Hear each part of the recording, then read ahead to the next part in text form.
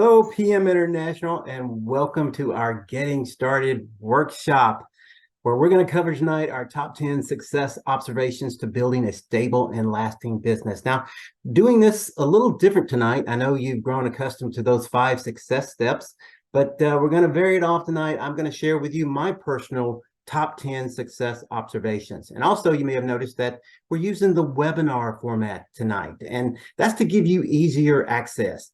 The previous Zoom format had you jumping through a couple of hurdles, and we tried to make this as simple as possible. And that'll actually be one of my success observations tonight when we get there. We'll try to do a Q&A afterwards.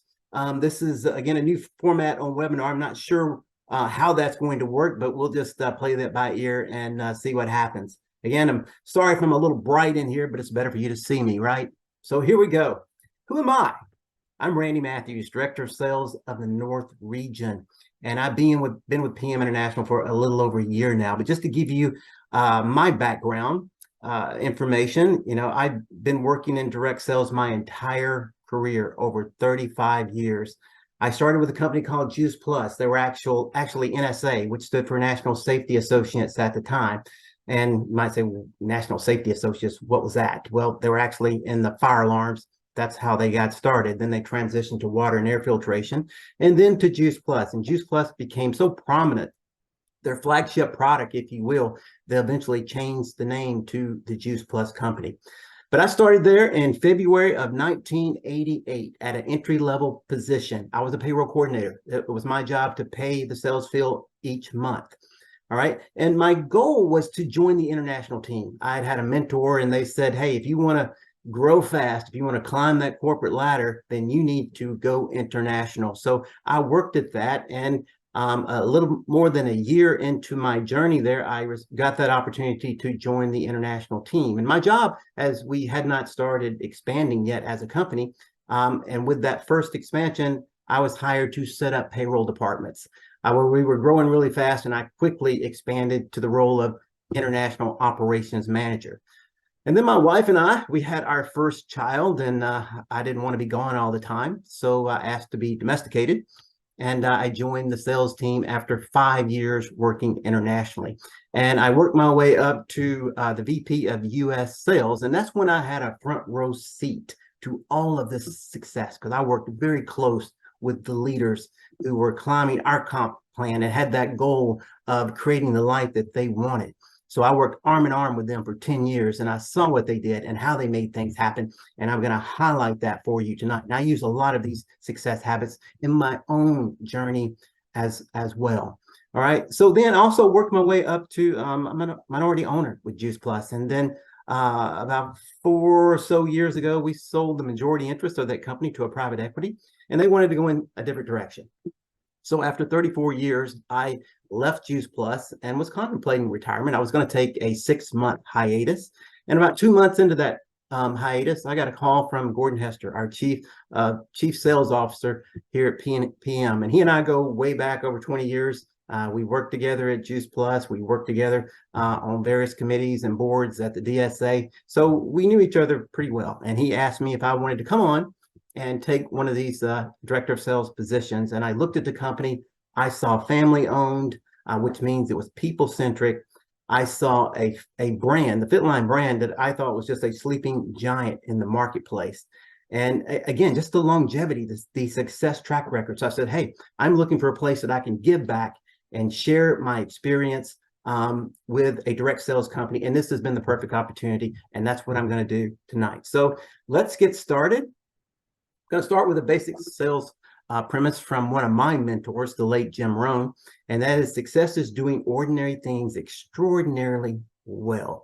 I had the good fortune is when I started in 1988, my superior gave me a set of Jim Rohn's tapes, and he became my mentor. I listened to everything that he had, and he literally shaped my thinking to this day, because I was raised on a dairy farm. I didn't get a lot of inspirational words of wisdom growing up. So I had never heard anything like what I received from Jim Rohn. So I would encourage you, again, if you can listen to him, please do so. But again, success is doing ordinary things extraordinarily well. This isn't rocket science. Okay, this business doesn't see race, it doesn't see age, it doesn't see gender.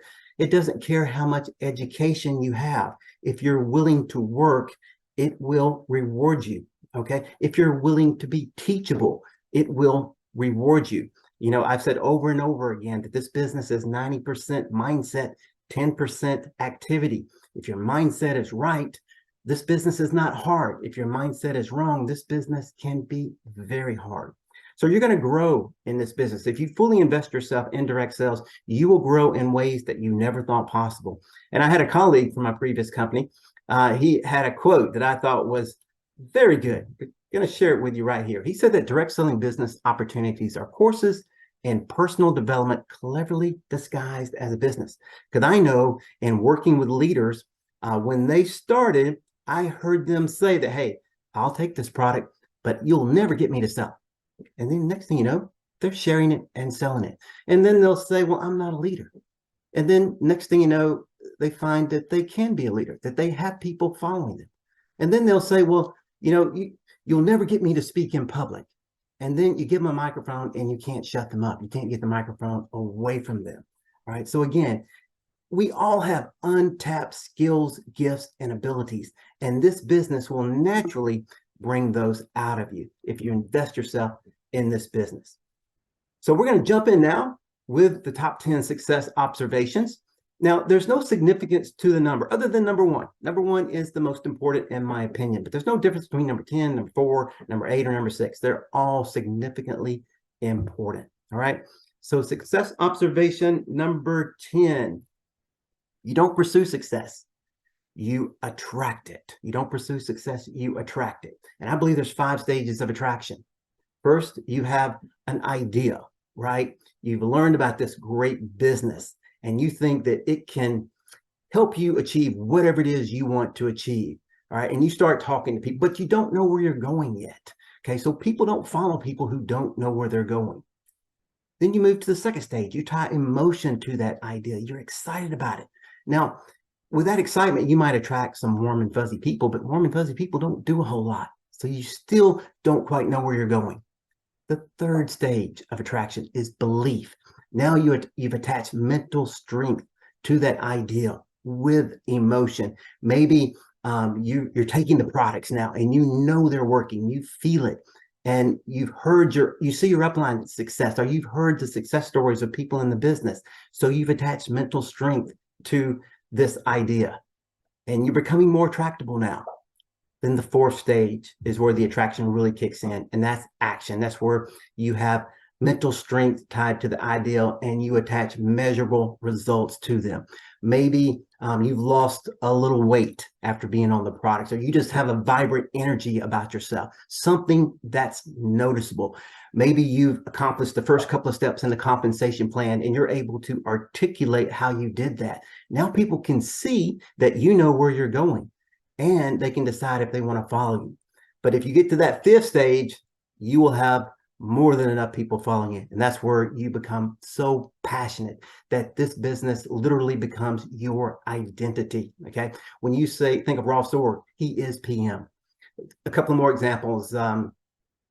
Apple, as an example. Apple is Steve Jobs, right? Even though he's no longer with us, we still think of Steve Jobs when we think of Apple. Bill Gates, he hasn't been with Microsoft in forever, but he became Microsoft because he built that company. So when you get to that fifth stage, you literally become the ideal. People know that you know where you're going, and fear of loss kicks in. They don't want to lose out, so they follow you as well. All right, that's the 5 stages of attraction. Again, you don't pursue success, you attract it. That's success observation number 10. Here's number 9.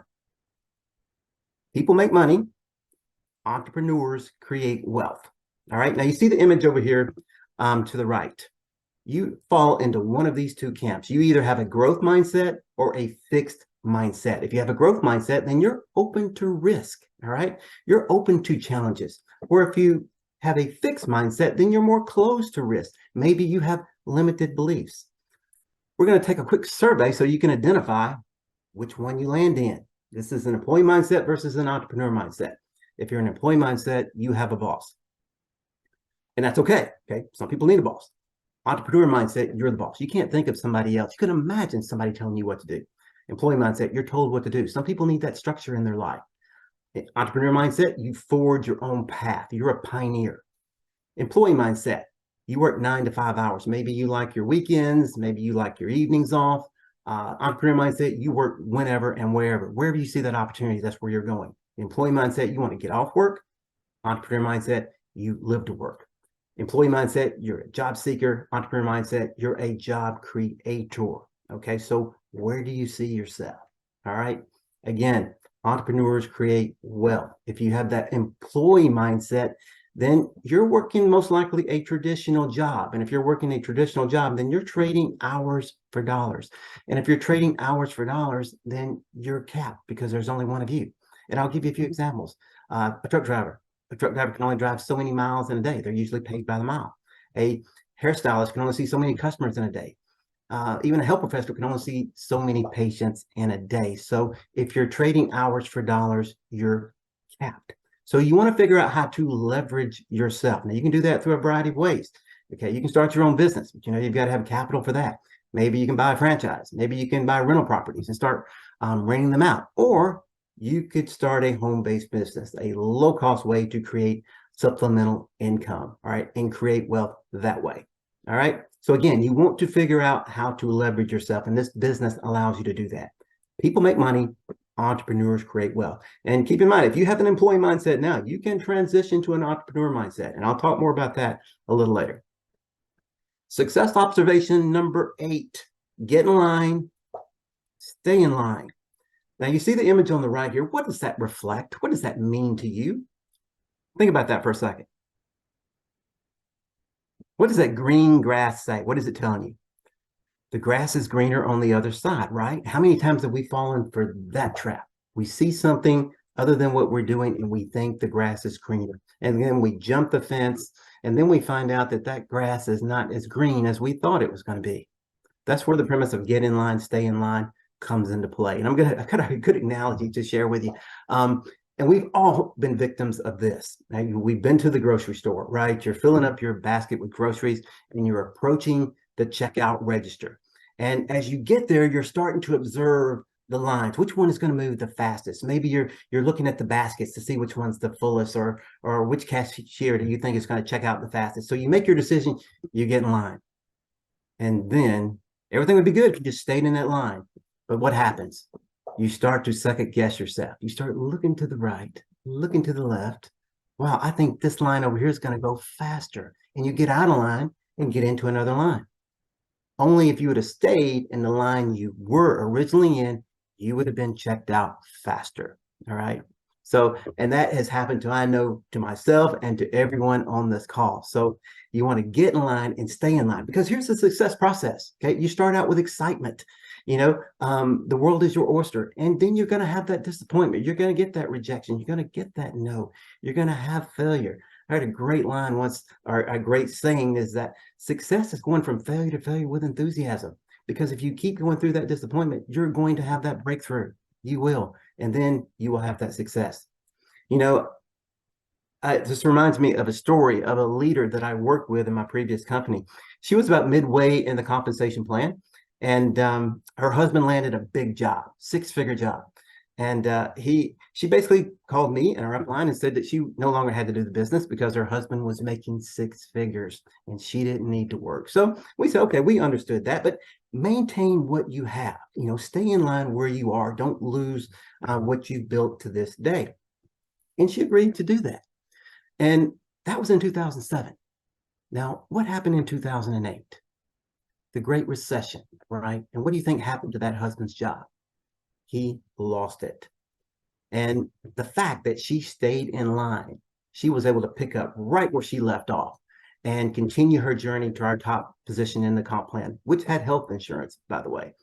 And in 2009, she walked our stage and was recognized for achieving that top position and became the breadwinner of that family. So get in line and stay in line.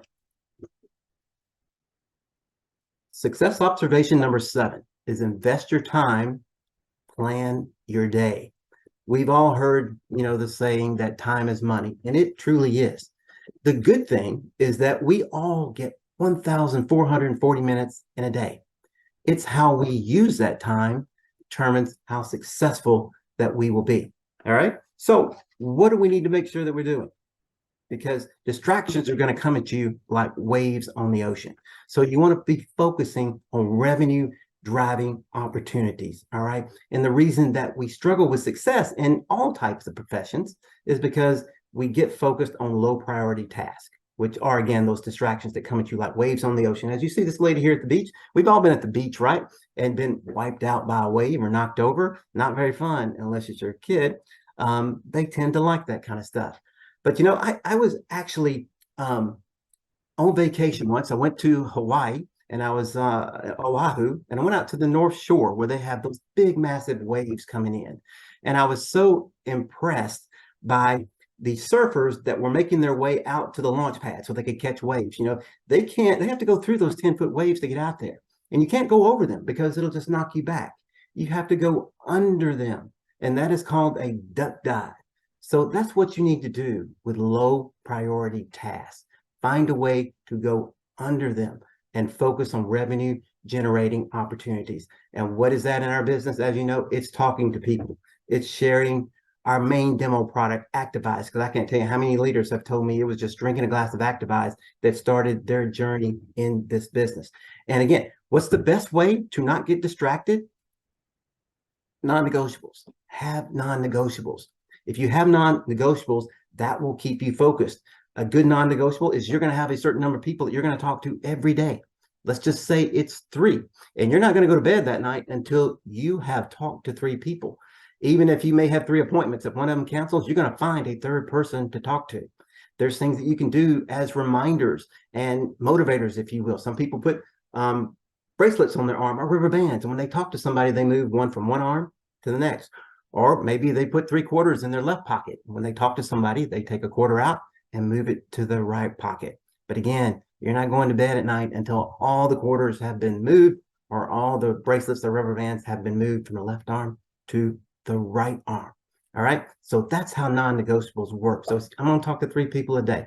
I'm going to have at least 1 meeting a week, and I'm going to go to the next major event. And all of those are non-negotiables. If you have that firmly entrenched and firmly planned, then you're going to be successful. You're going to make the maximum use of your time. So invest your time, plan your day. Success observation number 6, speed kills, consistency builds. Now, this photo here is a bit extreme, but, trying to make a point here, speed kills. Now, I'm not saying you can't have spurts of speed. Maybe you're going to go real fast out of the gate for a week, or you're going to have a 30-day game plan or even a 90-day game plan. As long as it's controlled, that's fine. But if you're going super fast with no timeline, you will eventually burn out, okay, and eventually retreat from this business. Consistency is what builds your business, okay? Consistency. Think of it as planting a garden. What you do today is going to show up 6 months from now. What you don't do today is going to show up 6 months from now. A good example, if you've got customers, if you're not talking to your customers in 6 months, they're going to be gone. But if you are talking to those customers in 6 months from now, you're going to have some team partners from those customers. So when you have that garden, you've got to fertilize it. You've got to water it. You've got to keep the weeds out. And if you do all of that consistently, eventually you're going to reap the harvest. Okay. Our business is no different. It's all about consistency. So keep that in mind. Speed kills, consistency builds. Success observation number 5, create steps, avoid shifts. Now, let me explain the difference between a step and a shift. A step is, I'm going to ask somebody out on a date. That's a step, right? High probability of success, asking someone out for a date. But now if I just ask someone for the first time, meet someone for the first time, and I ask them to marry me, then they're going to run, right? Because that's a shift. That's a lifestyle change. Maybe someone asked me to run a 5K with them. Okay, it's 3.2 miles. I can do that. Okay, sure. But if they ask me to run a marathon, that's 26.2 miles. That's 4 months of training. No, thank you. That's a shift in my lifestyle. I'm not going to do it. Same applies for a business. A step is getting someone to try our products, to get a customer. and then get them a result on that product. That's a step, okay? High probability of success. A shift is asking someone to join a business, start a home-based business. That's a shift. That's a lifestyle change. So keep that in mind. I'm not saying you shouldn't talk product and business at the same time. You should, but don't destroy the step by pushing the shift too hard, all right? You want to create steps and avoid shifts, because what you get over time is, again, what I mentioned earlier, is what I call accidental entrepreneurs. When you have someone that gets on the product, and again, they told you that, I'll take this product, but you'll never get me to sell it. And next thing you know, they're selling it. And well, I can't do this business. I'm not a leader. The next thing you know, they find that they are a leader. Or you'll never get me to speak in public. And next thing you know, they're speaking in public. Okay, that happens. I know in my previous company, probably somewhere close to 40% of our leaders were what I call accidental entrepreneurs. They started as just customers. That's all they ever saw themselves. So create steps, avoid shifts. Okay, success observation number 4, measure and performance improves, measure and recognize, and performance accelerates. Now, I told you about my background, and when I took my 6 months hiatus, I didn't quite get through that 6 months. But first thing I wanted to do was to manage the household budget. Now, my wife is a CPA, and she's managed our household budget for our entire 32 years of marriage. So naturally, she didn't like that idea, but she relented because, my message was, hey, in retirement, I've got to know what our household expenses are so that I can plan appropriately. So she agreed. And I was like, wow, after the first month, just seeing where everything was going. I bet you don't know what your number one expense is. It's eating out. Eating out. You don't think about it. You go out for lunch, you go out for dinner, you spend 20 bucks here, 50 bucks there, maybe even 100 bucks there, and it adds up. That was our number one expense by far. So I was pointing out all these things to her from a performance perspective, because she manages the budget, that we needed to cut back in some of these areas. So month 2, there was a tremendous improvement. And I really recognized her for that. And by month 3, she was telling me what I could spend and what I couldn't.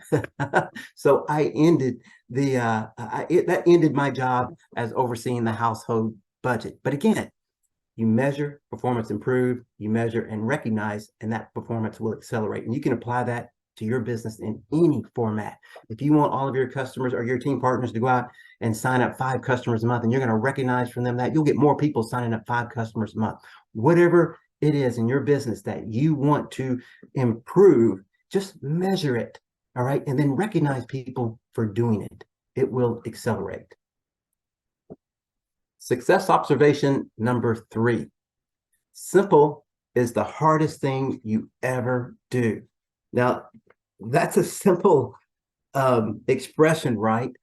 But we tend to complicate things. One of the things that we see the most when it comes to violating this saying is when we say way too much about the product. Okay, simple is the hardest thing you'll ever do. An example that I did once was when I became VP of Sales of Juice Plus. I had a leader approach me and say that, hey, they felt that we needed an owner's manual for our business that basically shared our business from top to bottom. So to me, that sounded like a good idea. So I put together a committee, and we took off to create an owner's manual of our business from top to bottom. And when we were done, we had 157 pages. Now, does that sound simple? It wasn't, but we were really excited about it, and we launched it with a lot of fanfare. Then our business just flatlined. And what I learned from that is people didn't want to read a 157-page manual. They didn't want to be given homework by their upline. So we quickly pulled back from that owner's manual and created a little 5-page starter guide. And we were off to the races again. All right. So always keep that in mind. Simple is the hardest thing you'll ever do. If it's simple, you have a high probability of success. If it's hard, you're going to have a low probability of success. Just that simple. Success observation number 2, add value, detach from results. It's important to remember that it's our job to add value to people's lives. because we've heard the sayings, you can't say the right thing to the wrong person, and you can't say the wrong thing to the right person. And those people that you think will do this business most likely won't. And those that you think won't, there's a good chance that they will. So your focus is simply to add value. And I know when you have that person that doesn't return your call, maybe you leave them a voicemail, you send them a text, you send them an email, and they don't respond. And you just feel, oh my goodness, they don't like me. Oh, what are they thinking about me? What are they thinking about what I'm doing? And you get upset and kind of beat yourself up. So, but it's important to remember that you are competing for people's time, because people are busy, and most likely they're not thinking about you at all. If you're just pleasantly persistent, you will eventually get that time that you're seeking. All right. And again, then you add value. You detach yourself from the results. That's the goal. Success observation number one. I told you this was the most important one. Your why is crucial. And most of you probably already know that. It must trump all rejection, failure, and criticism. All right. When, I mentioned earlier that I was raised on a dairy farm. And, that's admirable work. It builds character, but it wasn't for me. When I left that farm and drove to the city of Memphis to look for work, when I found that job, I was committed. I was going to be the hardest worker this company ever had, because I did not want to go back to that farm. All right. I didn't. And milk cows 7 days a week. So, and I still use that to this day. Every time that I felt like I wasn't getting where I wanted to be, or I was getting that rejection, or I had failure, I would always fall back on that why. Why am I here? Why am I doing this? I don't want to go back to that farm. And then I had the prize. I was keeping my eyes on the prize. And that ultimate goal for the plan that I had in my life was to be debt-free by age 55. I wanted to be able to retire at that age if I so desired. Okay. And I accomplished that. And it was that why that helped me get there. All right. So again, success observation number one, your why is crucial. It must trump all rejection, failure, and criticism. All right. So that's the top 10 success observations from my front row seat of working in this business for 35 years. And it's important to always remember that every big problem is a big opportunity. There's so many opportunities that we have just from a health perspective. It's so important that we prioritize health today, because you look at what's happening in this country. What's the number one cause of bankruptcy in America today? Okay, it's medical bills. And how much money are we spending in healthcare annually in this country? 2.3 trillion. That's trillion with a T, and that averages out to almost $13,000 per person. So it's so important that we look at our health as an investment, okay, and not an expense. And that's where the Fitline brand comes into play, where we can help people bridge that nutritional gap by helping them basically take a product that's going to hopefully jumpstart a healthier lifestyle for them. And that's what we mean by redefining the meaning of wellness. And you get to carry that gift of health, not only for yourself, but for your friends, family, and loved ones, and hopefully start a journey of letting lifestyle, okay, be your medicine. So we have that opportunity. And then on the finance side, we know that people are struggling today. The majority of people are working paycheck to paycheck. Okay. We have a housing affordability crisis. We have a credit crisis. The cost of living has gone through the roof. You know this. You've been to the grocery store. You've been to the gas pumps.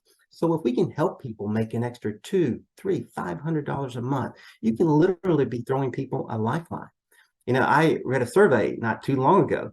It became reality the same day. And I heard that the survey was done by the Fed, and it said 67% could not handle, 67% of Americans today could not handle a $400 emergency expense. Could not handle a $400 emergency expense. And that became reality that day. I had a relative that had a girlfriend that their car was in the shop, and to get it out of the shop was $410. Hey, she didn't have money. My relative didn't have money to loan her. So how do I know about this?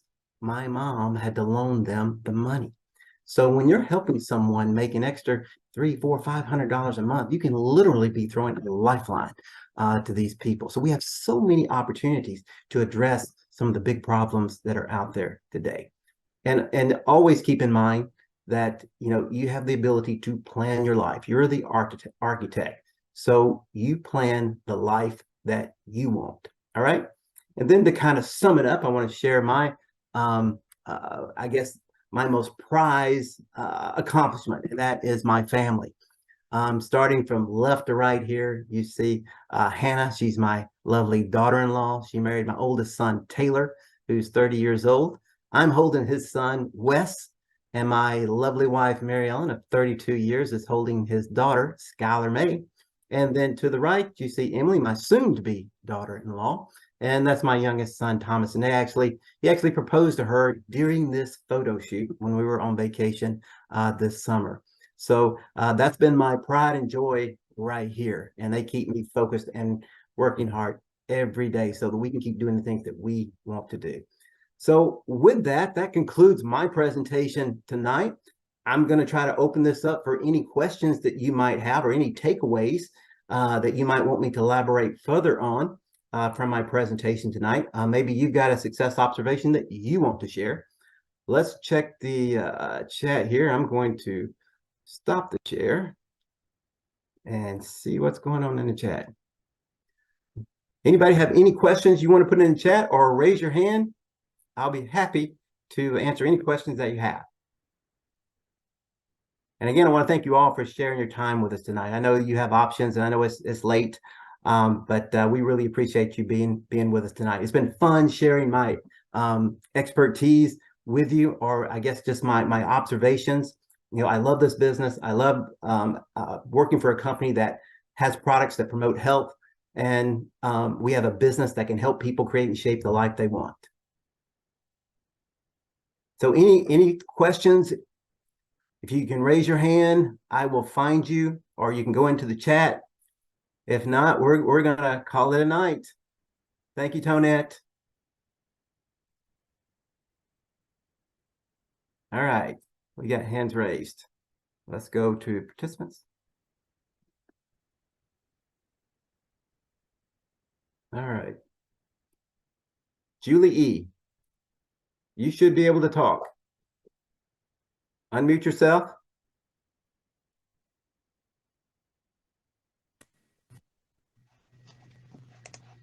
Can you hear me? I can hear you. Oh, okay.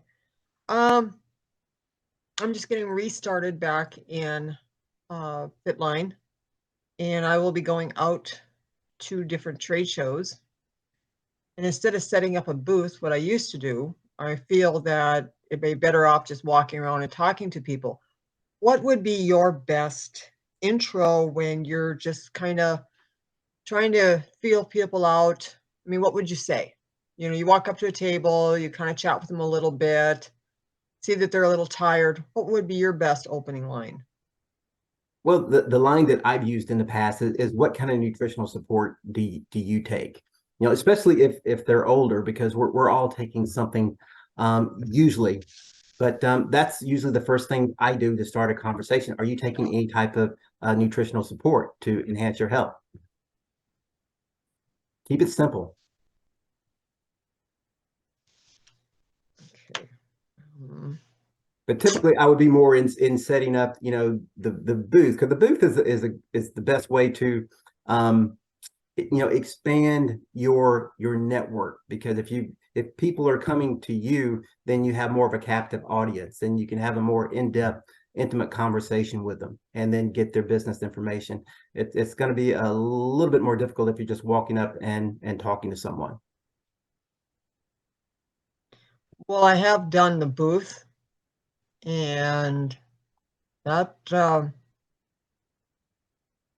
didn't that didn't work in my area very well. I live Did you do any kind of giveaway?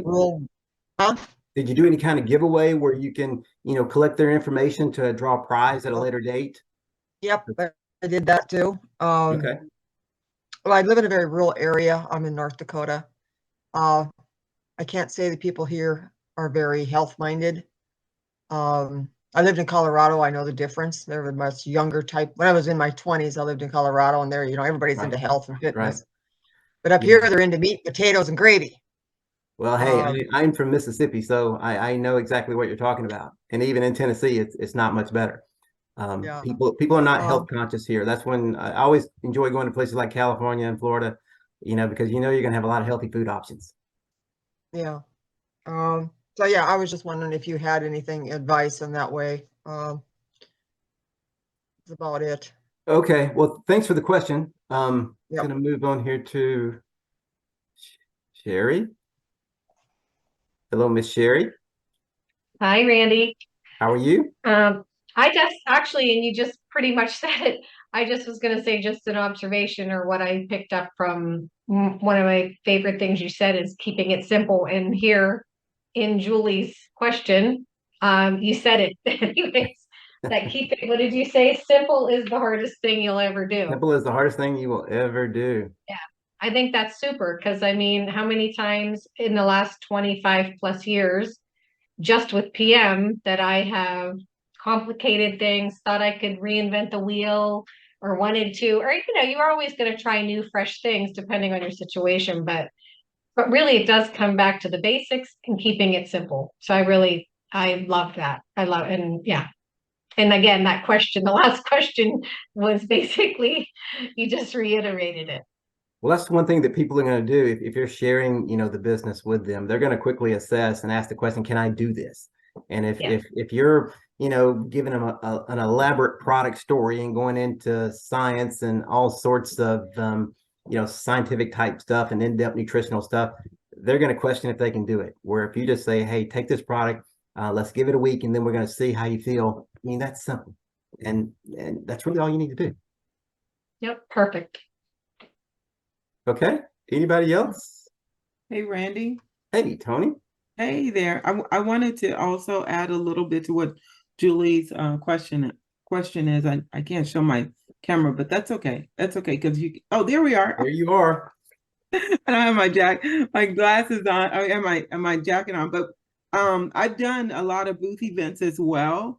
And one of the things that even if I had a table, what I would do is two things. Number one, I would stand in front of the table instead of back and behind the table, so that as people were walking past, I'd ask them the question which you said. I love that you said that because that's exactly what I would do. But then I would also invite them to come and to my table and see. I have a product that actually absorbs in the body in terms of your vitamins. So I would do, which I know Sherry probably knows, a lot of the leaders know, is the test where you get water, you put it in water, but before you do that, you have them to touch it. I used to do that with the omega because then you can kind of feel the oil, you can feel it. And then I'll ask them this rhetorical question: what happens when you mix oil and water together? And I'd ask them, and they'd laugh, and they say, "Of course, it will rise to the top. It'll bubble up. It won't absorb." And then that would help break that conversation. Then I'll say, "Well, let me show you this. Now, do you see the oil on your finger?" And they'll say, "Yeah, okay." And then it's almost like I'm doing magic. And that would be a great door opener to, even when you're at a table, to encourage people to kind of see our NTC technology up close and personal. Sherry wants to add something. Well, there you go, Julie. I hope you heard that. That was Yeah. good insight. Yeah. Go ahead, Sherry. Let's see.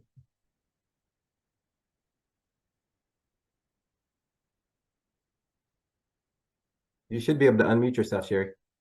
There you go. I'm sorry. Okay, go ahead. What? Tony, you're muted. Yeah, I can't. I'm sorry. I said your hand was raised, so we thought you had a question. Oh, okay. She Or didn't hear me. comment.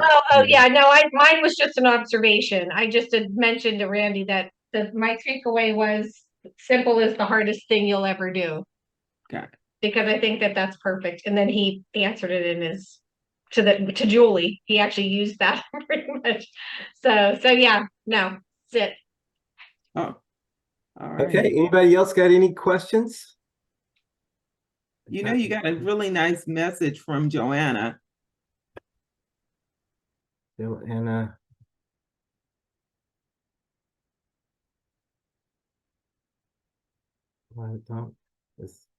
Under the Q&A. It's under don't the see Q&A. anybody else with their hand up. Okay. Oh, is there another? All right, I think we're good. All right, well, again, I thank everyone for attending tonight. Again, we appreciate you sharing your time with us. And again, we know it's getting late, so have yourself a good evening. It's Friday tomorrow. Hey, weekend's almost here. So have a Wait a good minute, night. what's happening next week? It's our America's America's Congress. Congress. Yes, right on. So you know what we're going to be doing. Right, exactly. We're going to be getting exactly. prepared. So we hope to see as many of you as possible in Las Vegas next week. All right. Have a good night, everybody. Good night.